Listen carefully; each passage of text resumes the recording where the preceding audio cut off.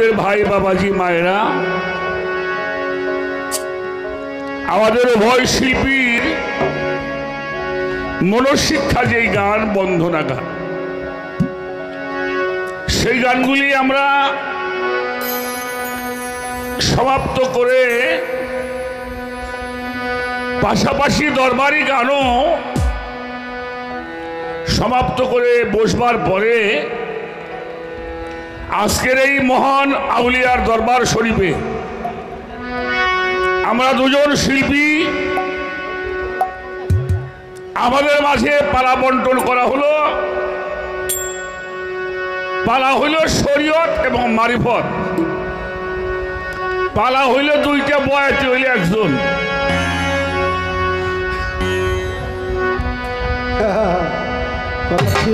আবুল সরকার শরীয়ত, আবুল সরকার মারফত।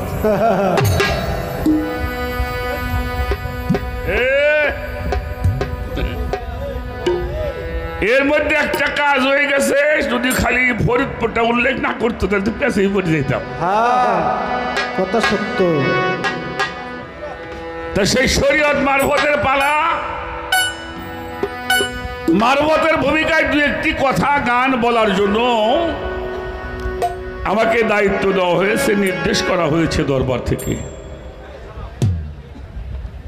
আর আমার ভাই, আমি বলেছিলাম আমি নিজেও যার গান শুনি, তা উনি অত্যন্ত আসলে জ্ঞানী মানুষ, অনেক জ্ঞানের কথাই তার মুখ দিয়ে আমরা শুনলাম। তো তিনি আজকে শরীয়তের ভূমিকায় আমাদেরকে গান শোনাবেন। তো আজকের গানটা একটু ব্যতিক্রম হওয়া উচিত আমার মনে হয়, ঠিক কিনা? অন্য অন্য দিনের চাইতে একটু হইলেও ব্যতিক্রম হওয়া আমাদের দরকার। আর আমার ভাই যিনি পালা বন্টন করলেন, উনি আর একটু আবার লাগাই দিল দুইজন গুসাই, গোসাই সরকার। তো সেই জন্যে আমি আগেই বলবো, যারা এক প্রকারের শরীয়ত মারফতের পালা আছে, সেখানে আর ভালো কিছু আশা করা যায় না। কোটাই শুধু দোষ আর দোষ, এইটাই আমরা খুঁজে বেড়াই। টেকা দিয়ে বয়াতি বাইনা করে আইনে এক বয়াত পীর সামনে গাল পারে, আর এক বয়াতি মৌলবীরে গাল পারে। কি ভাগ্যবানের ভাগ্যবান আমরা। কিন্তু আমি জানি শরীয়তের এই মারিফত দুইটা শব্দ হইলে একই অপরের পরিপূরক। কি বলেন? শরীয়ত আর এই মারিফত, এই দুইটা শব্দ হইল একই অপরের পরিপূরক। সমস্যাটা কোন জায়গায় হয়? সমস্যাটা হলো আমার জানা মতে ভিন্ন ধর্মী অবলম্বী লোক এসে কখনো আমাদের ধর্মের মধ্যে ভেজাল সৃষ্টি করে নাই। কেউ করছে? কোন হিন্দু ব্রাহ্মণ, কোন হিন্দু গোসাই তাগমহি জীবনেও শুনি নাই নবী মাটির মানুষ। শুনছেন নাকি? কথা কন না কেন? খ্রিস্টানরা কইছে নবী মাটির মানুষ, বৌদ্ধরা কইছে আমাকে মতো নবী মানুষ। কারা কইছে? এই আমাকে মুসলমানের মধ্যে একদল, তারাও লেখাপড়া জানে, হ্যাগের নামের সাথেও ডিগ্রি আছে, তাদের নামের সাথে বড় বড় টাইটেলও আছে। হেরাই কইতেছে নবী আমাকে মতো মানুষ।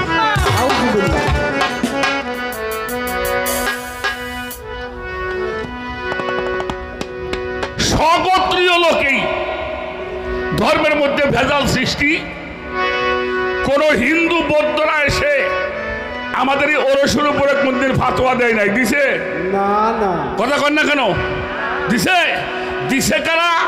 আমাদের গোত্রের মধ্যে এক প্রকারের লোক ওলি আল্লাহ ওরস করা ভালো না।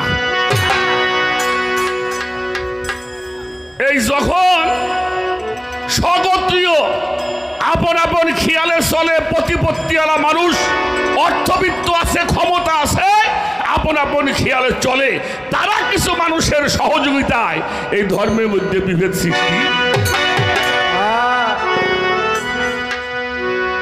করে থাকে।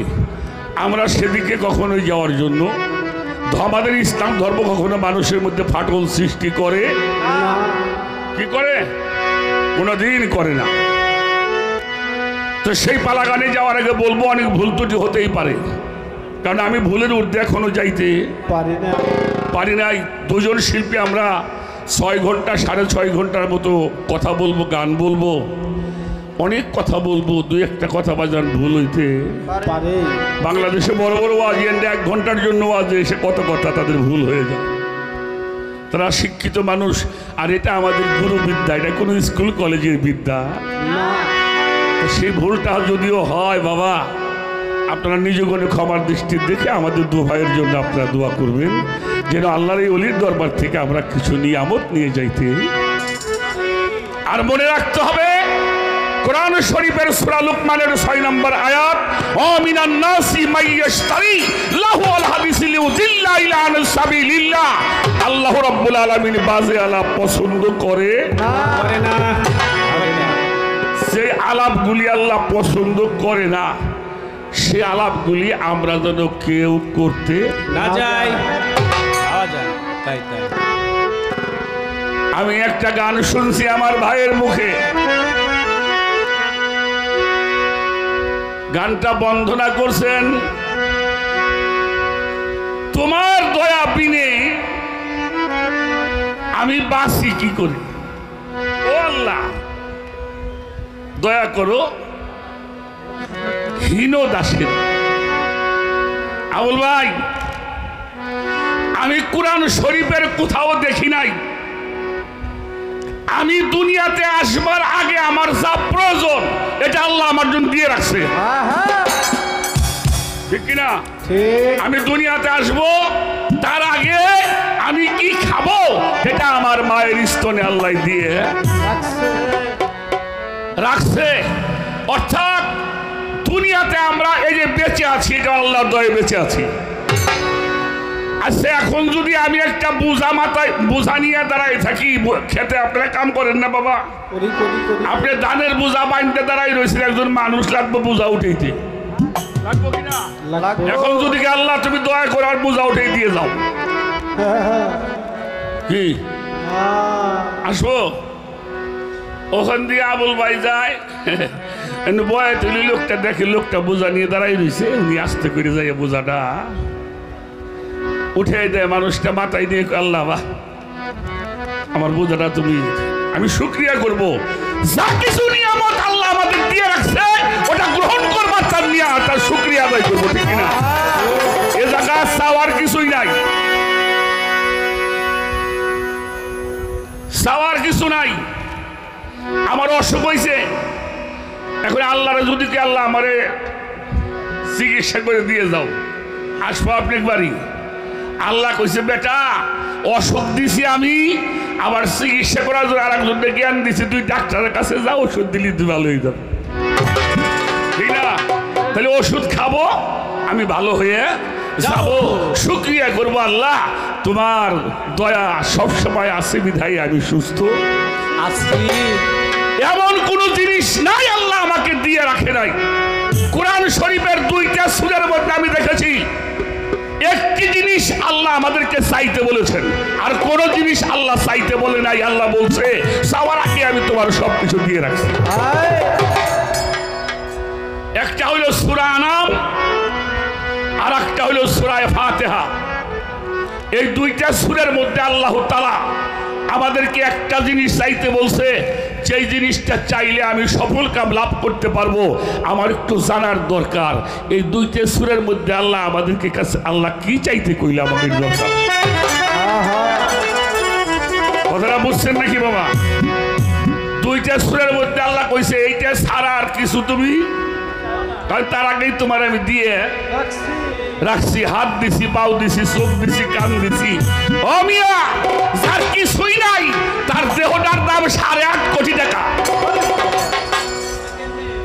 যার 1% জায়গা নাই তার এই দেহটার দাম কত জানেন?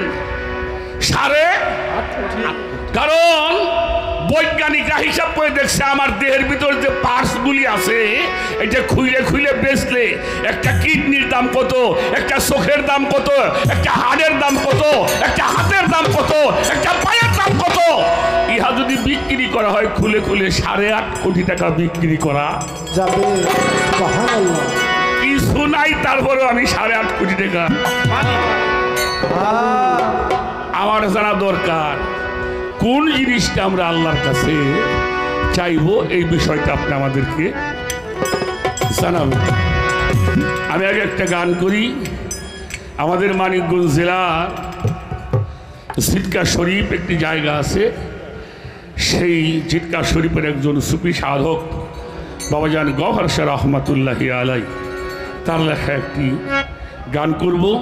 পরে আর একটা প্রশ্ন আমার করবো, সেটা আমার জানার জন্য, সেই ছিল আপনারাও জানবেন, কারণ সবার কাছ থেকে সব কিছু চাইলে পাওয়া যায় না। সেটা প্রশ্নটা পরে করি, আগে গানটা করি। ধন্যবাদ সবাই।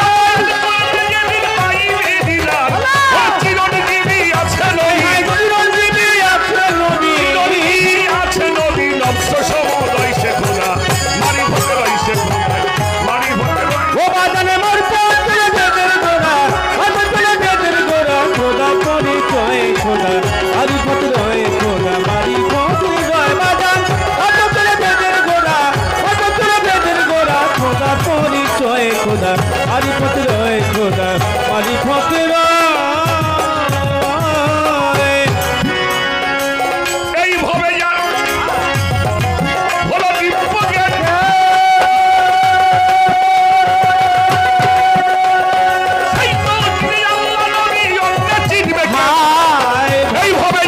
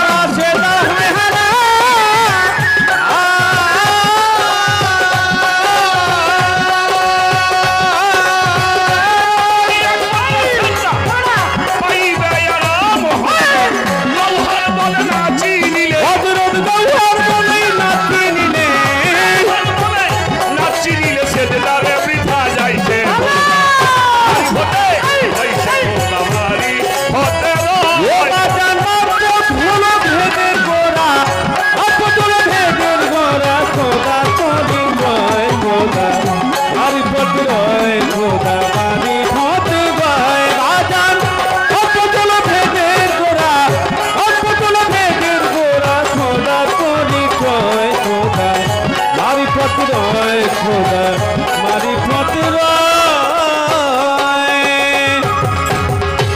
মহাজনী গানের ছন্দ বন্ধ করে যাই, যেইভাবে নীরবতা করতেছেন সবাই, আপনারা সবাই মিলে থাকিলে নীরব। আমাদের এই মনের কথাগুলি বলা যাবে সব, আমি কি আর গাইতে পারি? আমি কি আর গাইতে পারি? কি আর গাইতে পারি? আমি কি আর গাইতে পারি? সে হলকান্দারি, আমি কি আর গাইতে গো পারি? ওরে আহম্মদ সাইদ হলকান্দারি গো, আমি কি আর গাইতে পারি? ওই জাতি আমি তখন ধ্বংস করি না, ওই জাতিকে আমি তখনও ধ্বংস করি না সেখানে যতক্ষণ পর্যন্ত একজন রসুল প্রেরণ না করি। কোন এলাকায় আল্লাহ ধ্বংস করে না যতক্ষণ পর্যন্ত সেখানে আল্লাহ রসুল না পাঠান। কথাগুলি একটু বুঝবেন। প্রত্যেক কওমের মধ্যে, প্রত্যেক গোত্রের মধ্যে তাদেরকে বুঝাবার জন্যে আমি নিজস্ব ভাষায়, তাদের মাতৃভাষায় আমি রসুল প্রেরণ করিয়াছি। না হইলেও কমপক্ষে আমি আমার ভাইয়ের কাছে একটু জানতে চাই, আমরা তো বাঙালি, আমরাও একটা গোত্র, ঠিক কিনা? গোত্র না, আমাদের ভাষা কি?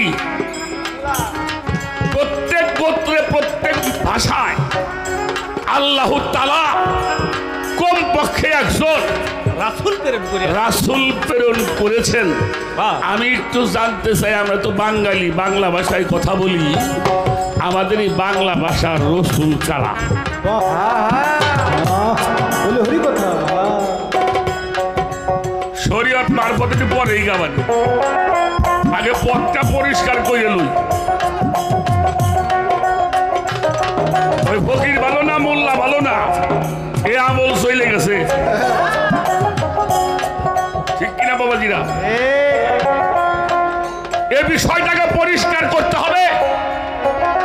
আগে আমাকে রসুলকে চিনতে হবে, তারপরে ধর্ম করতে হবে। এটা হলো আমার পালার থেকে দুইটা বিষয় আপনার কাছে আলোচনা করার জন্য আপনাকে অনুরোধ করলাম। আদম আলাইহিস সালাম নবী কিনা? এই ছোট, আদম নবী কিনা? হ্যাঁ, দাউদ,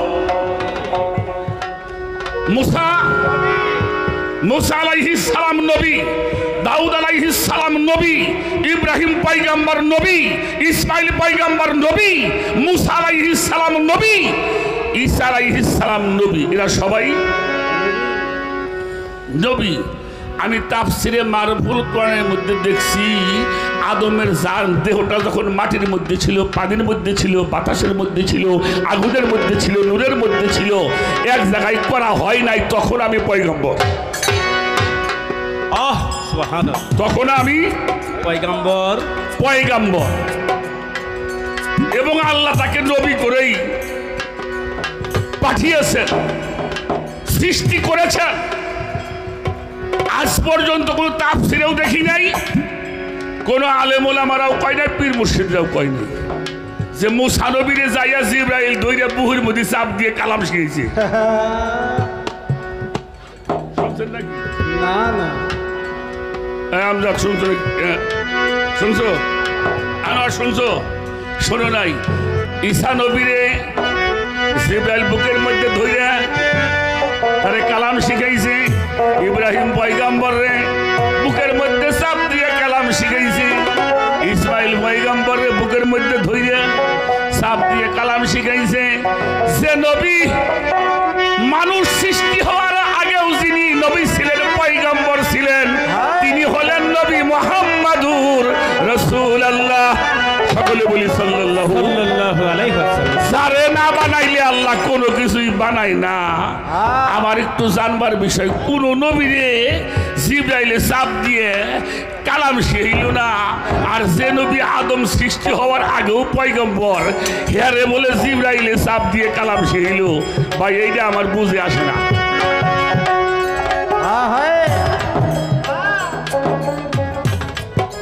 এতে কি আপনার আমাকে নবীর সম্মান বাড়ছে না সম্মান কমছে ভাই এইগুলি আজকে আপনি হারবেন বাহ এই বেলাল মুক্তাকে কইরে নেওয়া লাগবো কারণ ইমান চোর হইলে আমার ঘরে ঘরে ঢুকে পড়ছে কথা সত্য ইমানদারের বেশে ইমান চোর আপনার পাশে দাঁড়ায় গেছে মিয়া কোন সময় ইমান কাজ নিয়ে যাবে চুরি করে ক্যারি পাইবেন না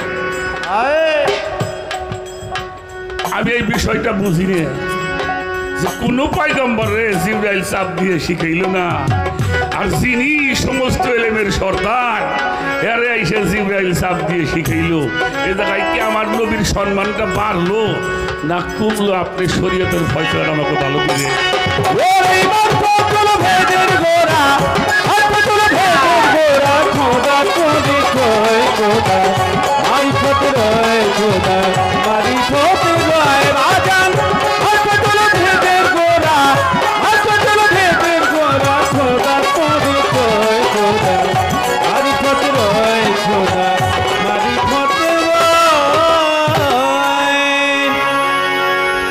আজকে তোকে বেশি কষ্ট দেবনি আজকে কথা শুনবো আমি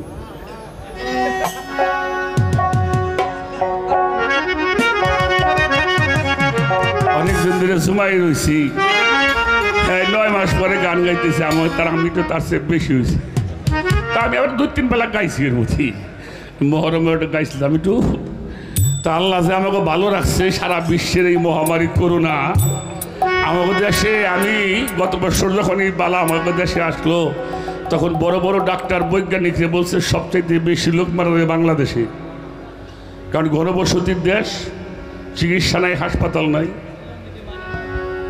হাই রে বাবারে জন্মে শুনছিলাম কিয়ামতের দিন বলে ছেলে বাপরে চিনবো না এবার দেখছি সাওয়াল বাপরে হেলাই চুয়ে দৌড়িয়ে চলে গেছে ভাই হাসেন নাকি হাসেন বাবার সামনে ছেলে মরে যায় ছেলে বাবারে ধরতে এরপরেও যদি হুঁশ না ফিরে তাই ধ্বংস অবশ্যই হয়ে চাইতে হবে তার মধ্যে আমরা বাংলাদেশের মানুষ অনেক ভালো আছে এখন বড় বৈজ্ঞানিকরা খেয়াল করতেছে যে এত মহামারীর মধ্যে বাংলাদেশ এত নিরাপদ ভিন্ন দেশের চাইতে আমেরিকার মতো রাষ্ট্র শুয়ে পড়ছে ভারতের মতো রাষ্ট্র পাগল হয়ে গেছে মিয়া আর এই বাংলাদেশ আমার দৃঢ় বিশ্বাস এটা অলি আল্লাহর বাংলাদেশ অলি আউলিয়ার বাংলাদেশ শাহজালালের বাংলাদেশ 360 আউলিয়ার বাংলাদেশ অগণিত পীর মাশায়েখের বাংলাদেশ আল্লাহ যেন আমাদেরকে সেখানে থাকার মতো তৌফিক দান করে ছোট্ট একটা গান করে বসে যাই তারপরে কথাগুলি শুনবো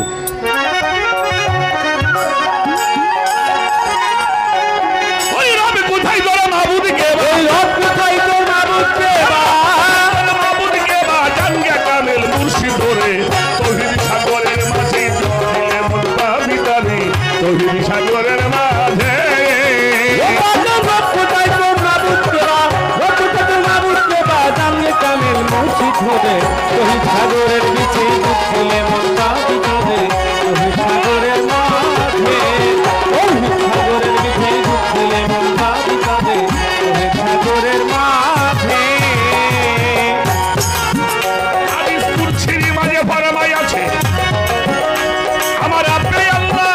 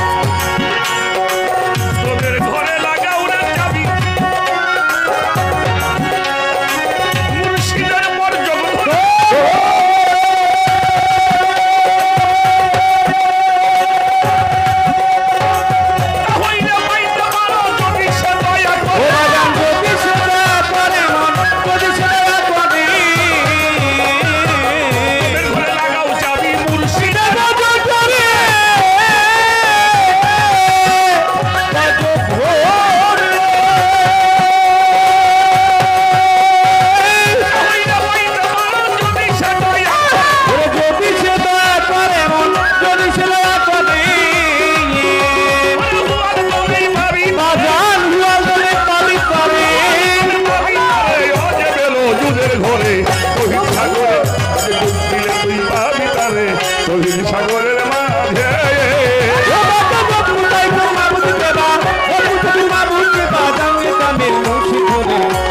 সাগরের বিছে ডুব দিলে মন পাবি তবে তহিদ সাগরের মাঝে তহিদ সাগরের বিছে ডুব দিলে মন পাবি তবে তহিদ সাগরের মাঝে অন্ধ চোখে চশমা দিলে ওরে দেখা যায় কি খোদা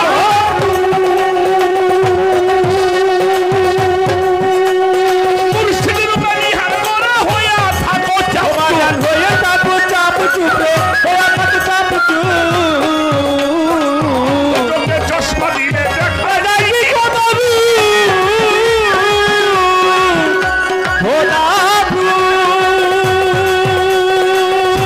বাণী হার দিয়া হইয়া থাকো চাপ সমাধান হয়ে থাকো চাপ চুপে হয়ে থাকো চাপ চুপ ওরে আদার ঘরে জ্বালাও বাজান আধারে জ্বালাবাতি ঘরে জ্বালাও বাতি কামেল পীরের সঙ্গ ধরে তহিদ সাগরের ডুব দিলে তুই পাবি তারে তহিদ সাগরের মাঝে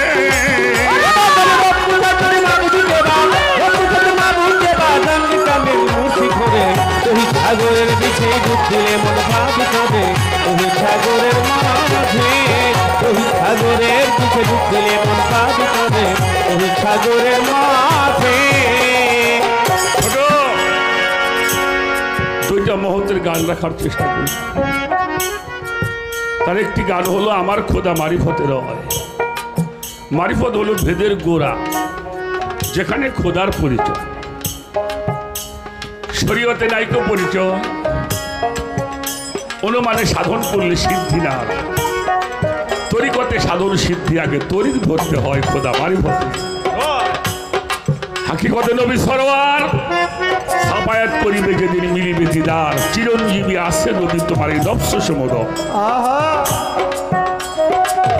এইভাবে যার হলো দিব্য জ্ঞান সেই তো চেনে আল্লাহ নবী অন্যে চিনবে কেন সর্বব্যাপী আছে তিনি তারে চিনে নিতে হয় খোদা মারিফতে আল্লাহ সারা সেজদা হারাম চিনিয়া করলে সেজদা পাইবে আরাম আরে হযরত গওহর বলে না চিনলে তার সেজদাই বৃথা যায় খোদা মারিফতে রয় আর আমার সাধক আহমদ ফকির তার একটি গান রাখলাম রব কোথায় তোর মাবুদকে বা জানকে কামিল মুর্শিদ ধরে তৌহিদের সাগরের মাঝে ডুব দিলেই মন হাদিস কুরসির মাঝে ফরমায় আছে আপনি আল্লাহ রব্বানি আল ফাকরে আল ফাকরু ফাকারু আল মিন্নি আল্লাহ কয় আমি রই ফকিরের মাঝে ফকির রয় আমার ভিতর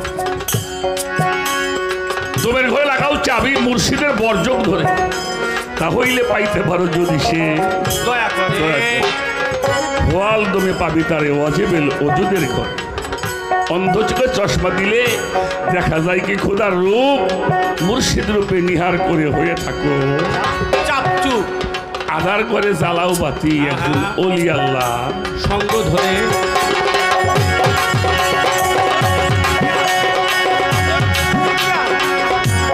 তাই সাধকের গান আরে অন্ধ লোকে বুঝবে ওই যে প্রদীপের ঠিকানা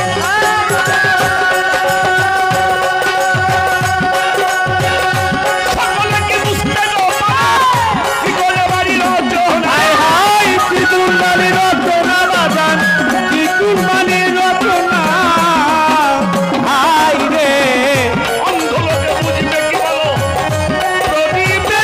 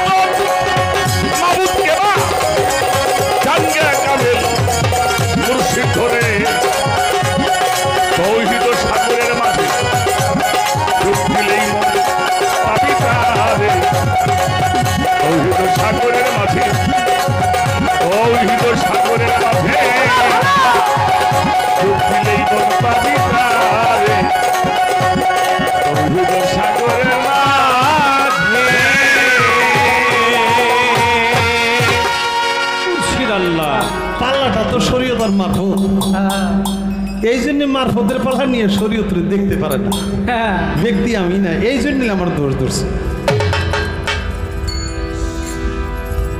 আমার বন্দনা ছিল তোমার দয়া বিনে প্রাণে বাঁচি কি করে, ও আল্লাহ করো দয়াহীন দাসের। এটার মধ্যেও সে দোষ ধরলো। আল্লাহ তাআলা যা কিছু দিবে তাকে আগেই দিয়ে রাখছে। কথা ঠিকই আছে, মানুষ পৃথিবীতে আসার আগেই আল্লাহ তাআলা আমার জন্য কি আমাকে যা দিবে আল্লাহ তাআলা এটা পূর্ব নির্ধারণ করে রাখছে পূর্বেই। কিন্তু আমি যদি সেটা চেষ্টা না করি তাহলে কোনোদিনই সেটা করতে পারবো না। এটা কিন্তু আপনাকে মানতে হবে, পৃথিবীর সবাইকে মানতে হবে। আমি শিল্পী হব, কিন্তু আমি কোনোদিনই শিল্পী হওয়ার চেষ্টা করলাম না, আমার পক্ষে শিল্পী হওয়া সম্ভব না। আল্লাহ আমার শিল্পী বানাবে, কিন্তু আমার একটু চেষ্টাও করতে হবে, কারণ তকদিরের সাথে তদবির জড়িত। নাকি তকদিরে আমার যা আছে আল্লাহ তাআলা লিখছে, আমাকে তদবির দ্বারা ওই তকদিরটা পুরোপুরি উন্মোচন করতে হবে। এখন ভাই আপনি এমন একটা কথা কইলেন, আল্লাহ অসুখ দিছে, আল্লাহ আল্লাহ করলে কাম হইব না। অসুখ দিছে, ডাক্তার আছে, ডাক্তারের কাছে যাও, ওষুধ খাইলি তুমি ভালো হয়ে যাবে। এই জায়গায় আল্লাহ আল্লাহ করলে কাজ হবে, কাজ হইব। আমি জানি না লাহওয়াল হাদিসের অন্তর্ভুক্ত আপনি হইতে কিন্তু না করছেন, যে লাহওয়াল হাদিসের অন্তর্ভুক্ত যিনি আমরা কেউ না হই, আমরা সেই আলোচনাগুলি না করি। ডাক্তারে ওষুধ দিলেই ভালো হবে, এখানে আল্লাহ আল্লাহ করার কোনো প্রয়োজন নাই। এই কথাটা আপনি কি লাহওয়াল হাদিসের অন্তর্ভুক্তই আপনার এই কথাটা, নাকি তার বাইরে, এটা আমার জানা নাই, এটা আপনারাই জানেন। আমি জানি, আমি বিশ্বাস করি, আমার ধর্ম যেহেতু ইসলাম, সেই ইসলাম ধর্ম অনুযায়ী আমারে আল্লাহ তাআলা রোগ দিছে, আল্লাহ তাআলাই আমাকে শেফা দিবে একটা উসিলার মাধ্যমে। সেই উসিলাটা ডাক্তার হইতে পারে, সেই উসিলাটা কবিরাজ হইতে পারে, সেই উসিলা একটা গাছন্ত একটা গাছগাছরা হইতে পারে নাকি, কিন্তু আল্লাহ আমারে সেবা দিবে। যতক্ষণ পর্যন্ত আল্লাহ আমারে সেবা দিবে না, সারা দুনিয়ার ডাক্তার বাইটা খাওয়াইলেও আমার রোগ ভালো হবে না। এটা হইলে আমার ইমান, কিন্তু আমার বিশ্বাস। আর আপনি তো এটা বাদ দিয়ে ওষুধের কাছে যে পড়িলেন আল্লাহর বাদ দিয়ে, আপনি এত দূর না গেলেও পারতেন। মনে হয় এই আলোচনাগুলোই লাহওয়াল হাদিসের অন্তর্ভুক্ত হয়ে যাবে। আমি আর কোনো কথা এখানে বলবো না, আমি বলবো অল্প কথা, কারণ আমার দাঁড়াই থাকাই কষ্ট। আমি দিমু কি, আমি দেওয়ার মতো আসলে কিছু আমার কাছে নাই আছে। আমারও বলছে আল্লাহ তাআলার কাছে চাও, আল্লাহ শিখাইয়া দিছে সূরা ফাতিহা এবং সূরা আনামে। আল্লাহর কাছে যা চাইবা, এই চাওয়াটা আল্লাহ শিখাই দিছে। এটা কি? সেটা হলো সরল সহজ পথ। আল্লাহর কাছে আমাকে চাইতে হবে, আল্লাহ আমাকে তুমি সরল পথে পরিচালনা করো, তাদের পথে যাদেরকে তুমি পুরস্কৃত করেছো। সেই পুরস্কৃত ব্যক্তি কারা? সেটা হলো নবিয়ানা ও সিদ্দিকানা আর শহেদায়ে সালেহিন, অর্থাৎ নবীগণ, সিদ্দিকগণ, শহীদগণ এবং ওলি আল্লাহগণ। তাদেরকে তুমি পুরস্কৃত করেছো, আমাকে তুমি সেই পথে পরিচালনা করো, এবং যাদেরকে তুমি কোপগ্রস্ত করেছো, ক্ষতিগ্রস্ত করেছো, তাদের পথে আমাকে নিও না। এই শিক্ষাটা আল্লাহ তাআলা আমাদেরকে দিছে। আমরা আল্লাহ তাআলার কাছে এটা চাবো, তাই বলে এরকম না যে আমি আর কিছুই চাইতে পারবো না। আমি অসুখ হইলে আমি শেফা আল্লাহর কাছে চাইতে পারি না? আচ্ছা, আমার একটা সন্তান নাই, আমার একটা ছেলে নাই, আমি কি আল্লাহই তো ছেলে মেয়ের মালিক নাকি? আমি কি আল্লাহর কাছে একটা ছেলে চাইতে পারি না? আমি আল্লাহর কাছে একটা মেয়ে চাইতে পারি না? তাতে কোনো অপরাধ হবে না? এটা কোনো অপরাধের বিষয় না। আমি বললাম বেশি কথা বলতে পারবো না, একটা গান করি, তারপরে তার অন্য কথা বলার জন্য চেষ্টা।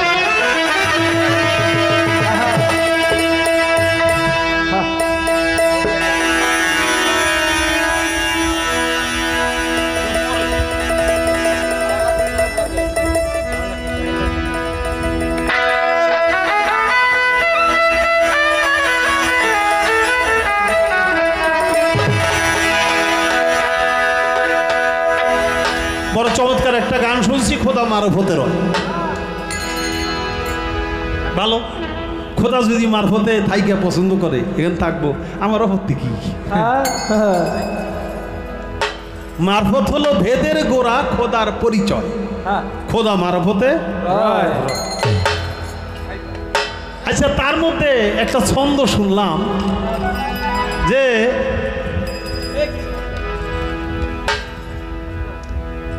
সর্বব্যাপী আছে খোদা, তারে চিনে নিতে হয়।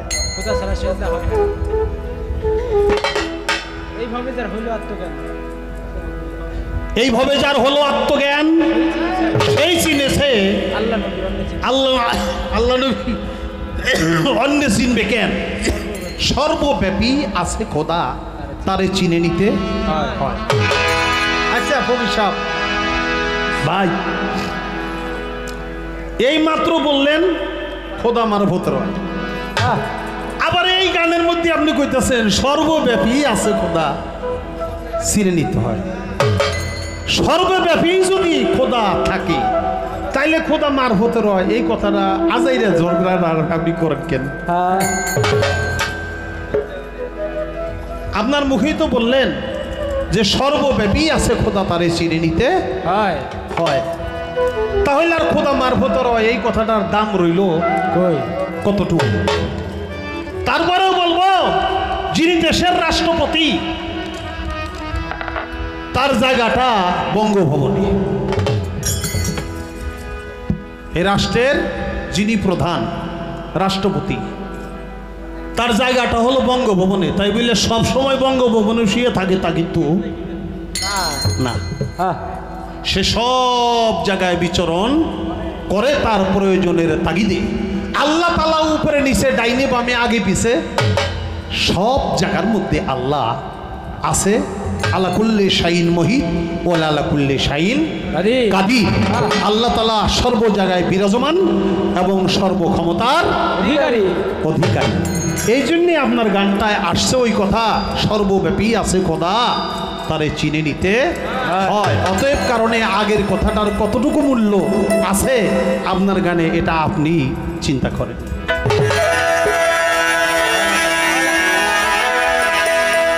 আওয়া লাখের জাহের বাতেন, যুগে যুগে মুস্তাফায়ে রে, যুগে যুগে মুস্তাফায়ে।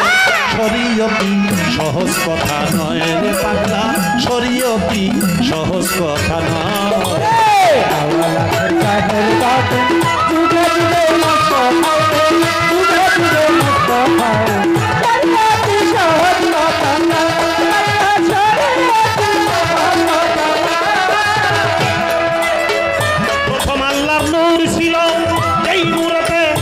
হইল মুহাম্মদ নাম প্রকাশ হইল দুনিয়া।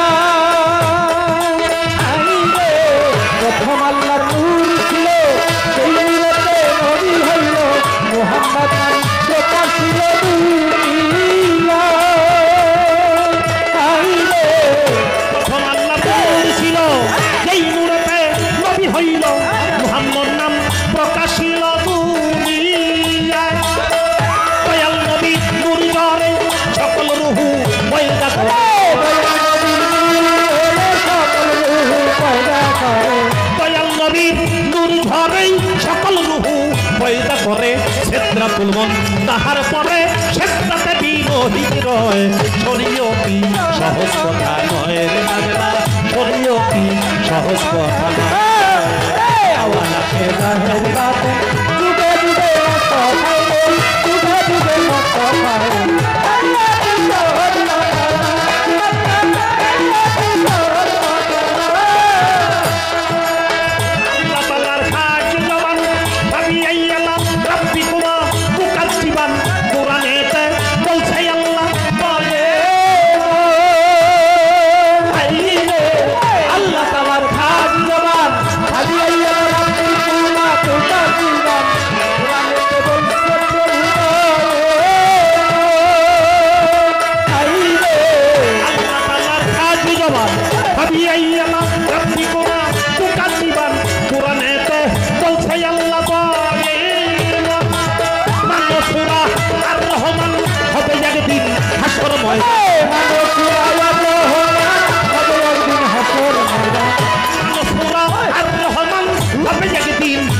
ময়দান নিজানে তো নিয়ায়োজন দিবে নবী মুস্তাফায় শরীয়তি সহজ কথা নয় শরীয়তি সহজ কথা নয় আওয়ালা কর জাহের বাতে দূরে দূরে মত হয় দূরে দূরে মত হয় শরীয়তি সহজ কথা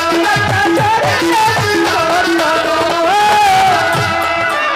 ওইসে দেখ মক্কার ঘরে ইসলামিয়াত নিশানুরে আজানের করুণ সুরে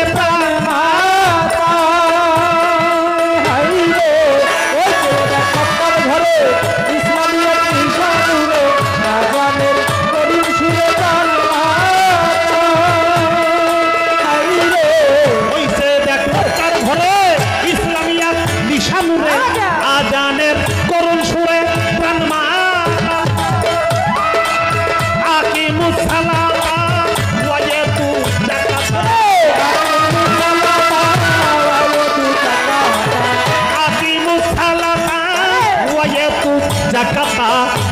বলে সত্য কথা সালাত কায়েম করতে হয় শরীয়তি সহজ কথা নয় শরীয়তি সহজ কথা নয় আওয়ালা তোর জাহের বাতে যুগে যুগে মত হয় যুগে যুগে মত হয় শরীয়তি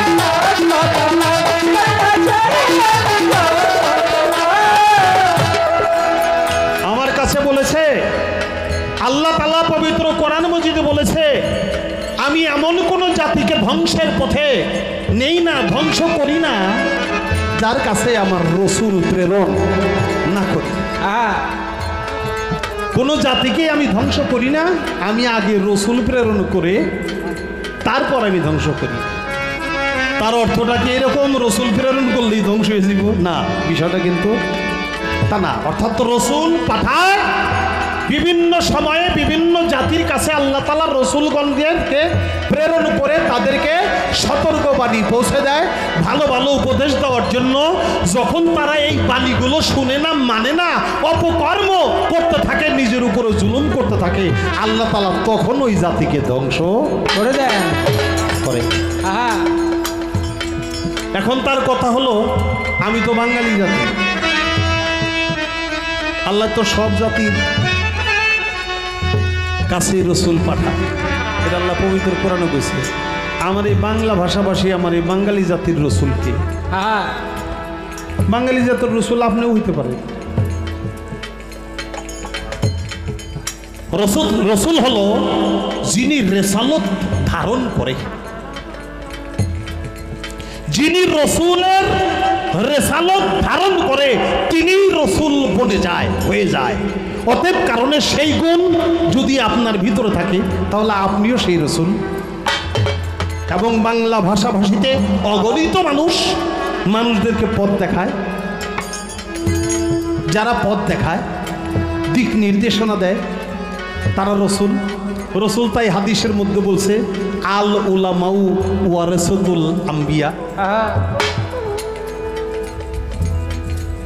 আল উলামাউ ওয়ারাসাতুল আম্বিয়া যারা দুনিয়ায় হক্কানি আলেম তারা হলো রসুলের ওয়ারিস যারা রসুলের ওয়ারিস হয় তারা প্রত্যেকেই রসুল হয়ে যায়। সেই গুণ যদি আপনার ভিতরে থাকে আপনিও তা, সেই গুণ যদি আমার আহমদ শাহর ভিতরে থাকে আমার আহমদ শাহ তাই। যারা নাকি মানুষদেরকে দিক নির্দেশনা দেয়, ভালো ভালো কথা বলে, ভালো জ্ঞান দান করে, হ্যাঁ, সাধন ভজন শিক্ষা দেয়, তারা প্রত্যেকেই এই রসুলের অন্তর্ভুক্ত। অতএব কারণে প্রত্যেক মানুষকেই, প্রত্যেক ভাষাভাষীতেই আল্লাহ তাআলা রসুল প্রেরণ করেছে। এটার অর্থ এইটাই, আল উলামাউ ওয়ারাসাতুল আম্বিয়া।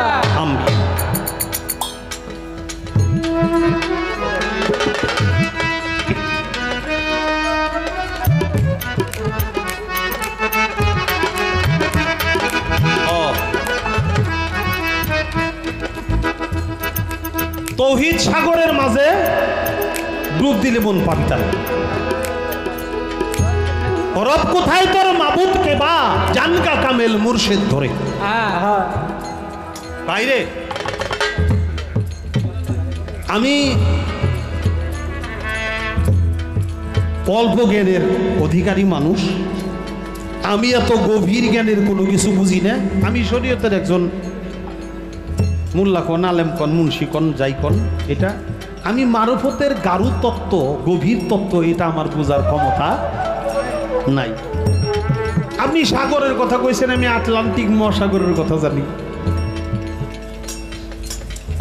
আমি বঙ্গোপসাগরের কথা জানি,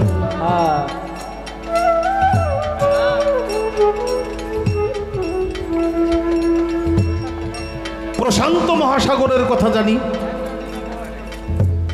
এরকম অনেক সাগরের নাম আছে। এই সাগরগুলির নাম আমি শুনছি, ও না দেখলেও চোখে মানে মোটামুটি আমার একটা ধারণা আছে। কিন্তু আপনার গানের মধ্যে কইছেন তৌহিদ সাগরের মাঝে ডুব দিলে মন পাবি তারে। ভাই এই তৌহিদ সাগরটা কোন জায়গায়?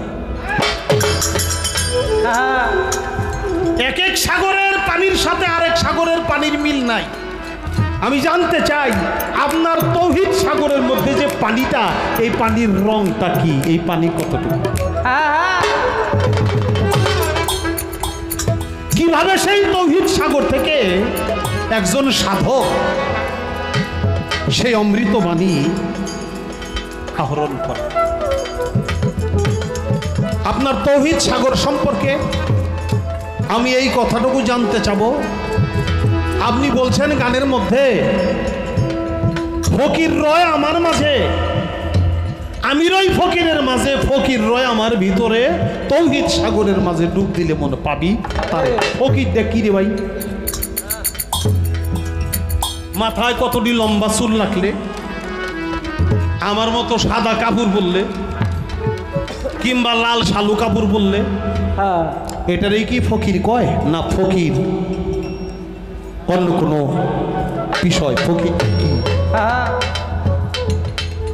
আমি আপনার কাছে জানতে চাবো। আল্লাহর একজন ওলি জুনায়েদ বাগদাদী রহমাতুল্লাহ আলাইহি,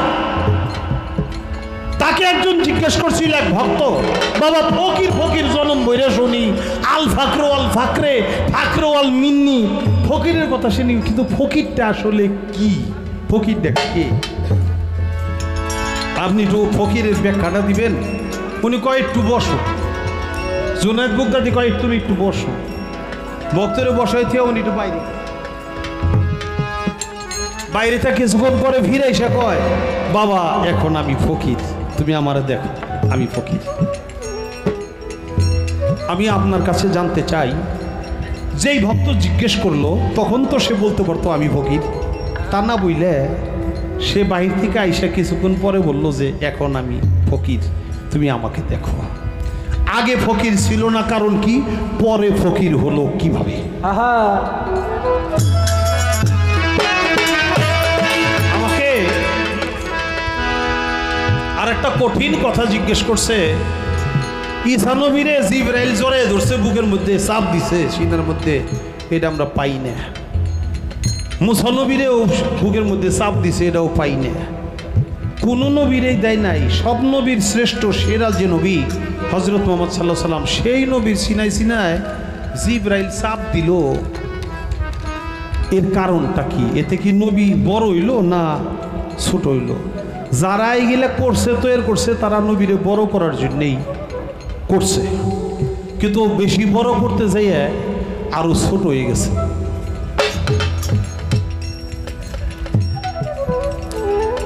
আরো বড় করতে যেয়ে ছোট হয়ে গেছে। তারা মনে করছে যে সব সময়ে আল্লাহর যে জিব্রাইলের মতো আমার নবীর উপরে ছিল, জিব্রাইলের কথা ছাড়া নবী কিছু করতো না, এই জিব্রাইলই সব শিখাইতো। অবশেষে জিব্রাইলে নবীর উস্তাদ হিসেবেও কোনো পুস্তকে লিখছে। এটা করতে যায় যে নবী করিম সাল্লাল্লাহু আলাইহি সাল্লামকে ছোট বানাইছে, এই জিনিসটা তারা তখন বুঝতে পারে নাই। মূলে ঘটনাটা এরকম না। লালন সাইজি তার গানের মধ্যে একটা বিষয় বলছে, এই সম্পর্কে আমার গানটা মনে হলো।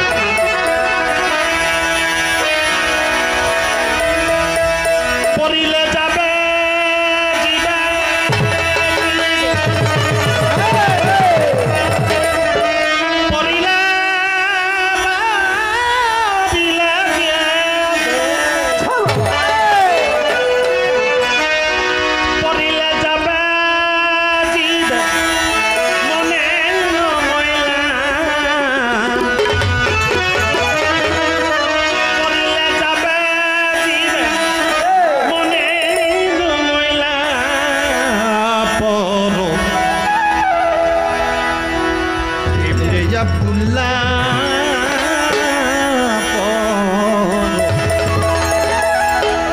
ইবনে আব্দুল্লাহ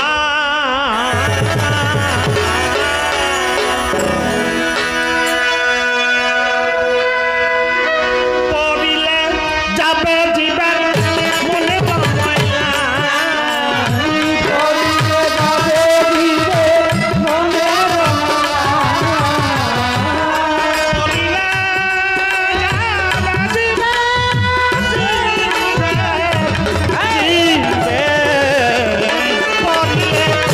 যাবে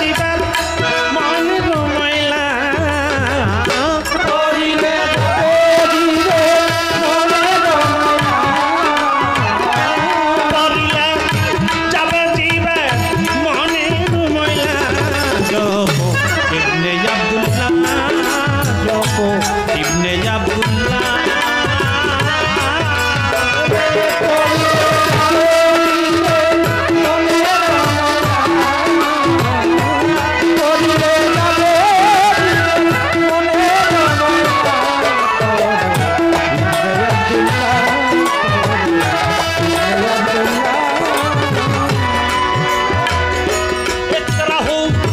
বিস্মে রব্বুকা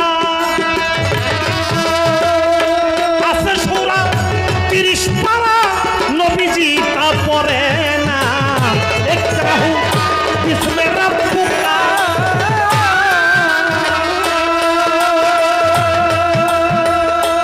আছে সূরা 30 পারা, নবীজি তা পড়ে না। জিবরাইল তা শোনে না, জিবরাইল তা শোনে না। মোহরে কুয়াত দিলেন ও ইবনে আব্দুল্লাহ, ইবনে আব্দুল্লাহ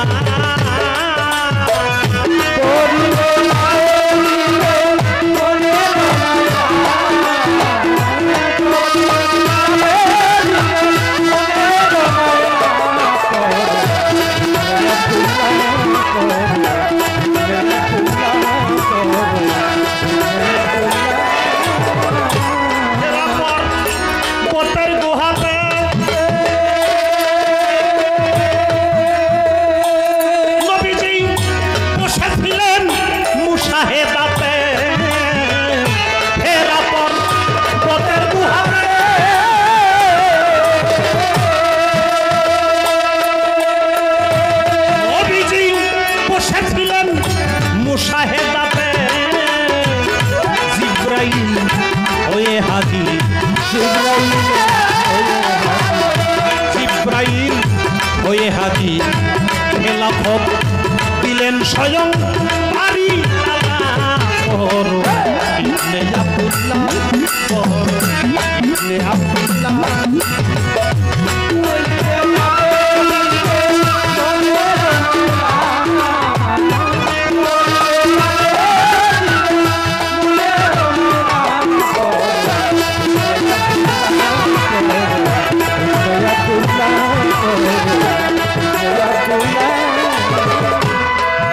নবীর পৃষ্ঠে মোহর নবুয়ত পরায়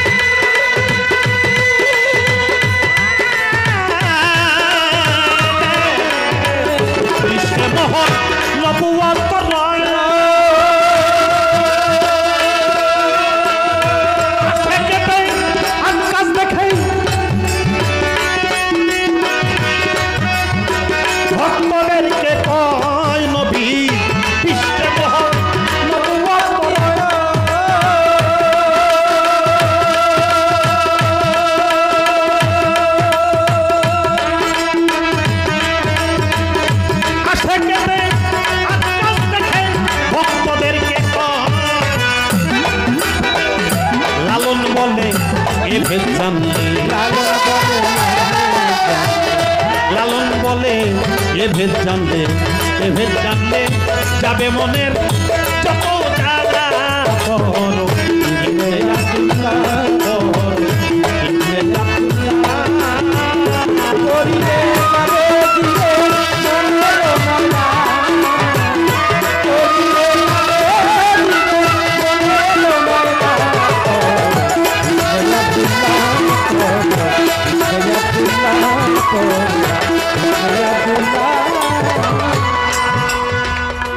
বড় ইবনে আব্দুল্লাহ কি আব্দুল্লাহর ছেলে,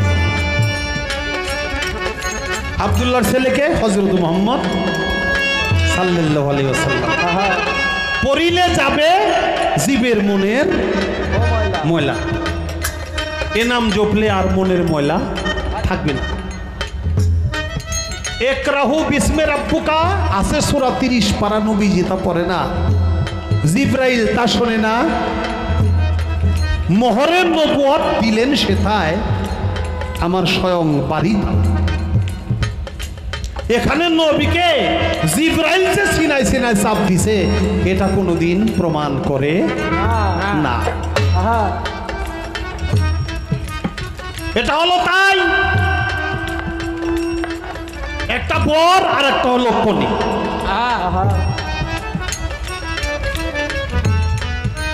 এই বর আর কনে, ছেলে আর মেয়ে, এই দুইটার ঘটনা যে ঘটাইয়া দেয় তাকে বলে ঘটক। এক জায়গার ছেলে আর এক জায়গার মেয়ে, মাঝখানে একজন মাধ্যম থাকে তার নাম হলো ঘটক। ঘটক কেন? এই দুইজনের ঘটনা সে ঘটাইয়া দিবে।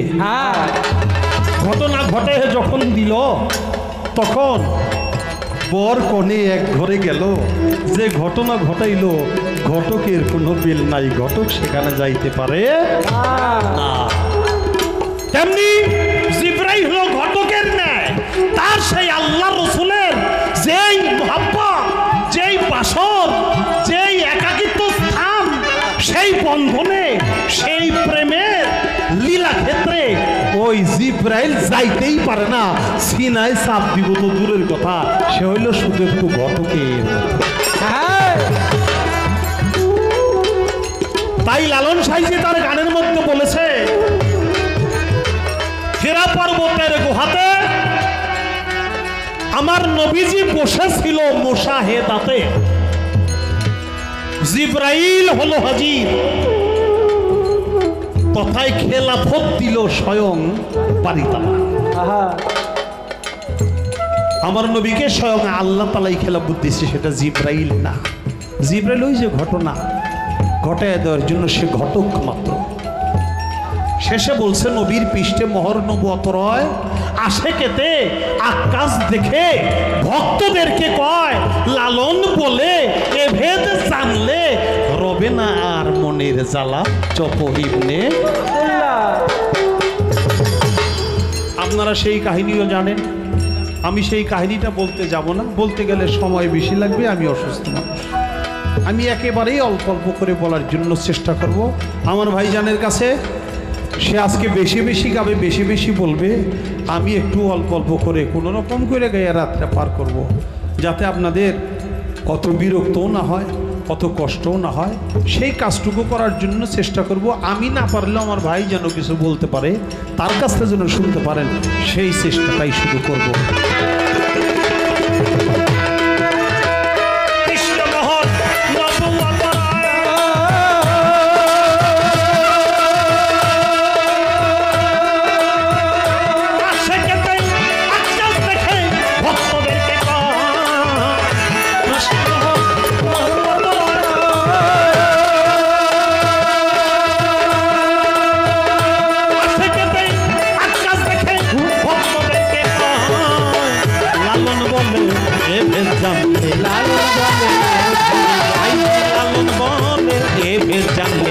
হবে না মনে যত জানা জপ ইবনে আব্দুল্লাহ, জপ ইবনে আব্দুল্লাহ।